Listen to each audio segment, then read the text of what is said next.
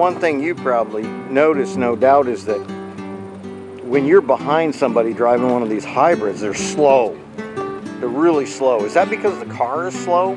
Because it's a dog of a car? Well, let's find out. Let's see if this thing can pass mustard here. See if it can take off and do anything other than just kind of putt around.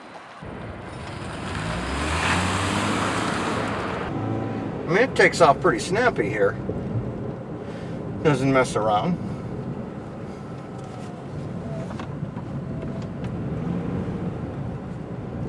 You know, I'm zipping through this parking lot just fine. Oh, this is not where I want to be. This is not the way out. So let's turn around. Oh, look at that, got a little scratch. Never seen anybody driving a Prius smoke the tires. I just have never seen that. Not quite sure what the deal is with that. I mean, I seem to be able to do it pretty easy. Let's try it again. Oh, it takes right off. It doesn't mess around. I don't have anybody to officially time me. Well, here we are on a dirt road. Let's see how it takes off on a dirt road. It must have some traction control because, yeah, it does. There's a little traction control thing flashed on the dashboard. It tries to keep you from burning the tires. That's interesting. You'll see a little light flash on the dashboard here. I'll show you. When you start losing traction because you're taking off too fast, it actually adjusts for you. Let's see what happens when I give this thing a little bit of zip in the step here. See that little flashing light?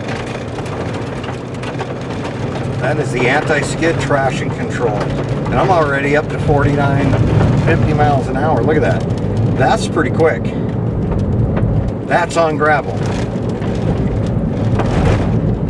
So it isn't the car, such as it is, you know, the being weak, that makes people drive like idiots. It's got to be something that the car does to people. Well, you saw how I was, you know, seemed impelled to, you know, wear this blueberry colored shirt and a Jerry Garcia tie, start acting all arrogant. You know, people like other people that drive these things. Why would that be?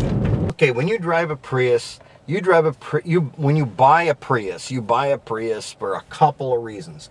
One, you think that your life really matters and that you are saving the planet, and that gives you meaning because you're not using so much energy. Okay, I can go for that. But also, when you buy a Prius, it's a status symbol. That's right. You're telling everybody that looks at your car, look at me. I'm better than you because I'm driving a Prius, and I care for the planet more than you do, and that's why I drive a Prius. But that still doesn't explain why they drive like a jerk. That explains the smug look on their face.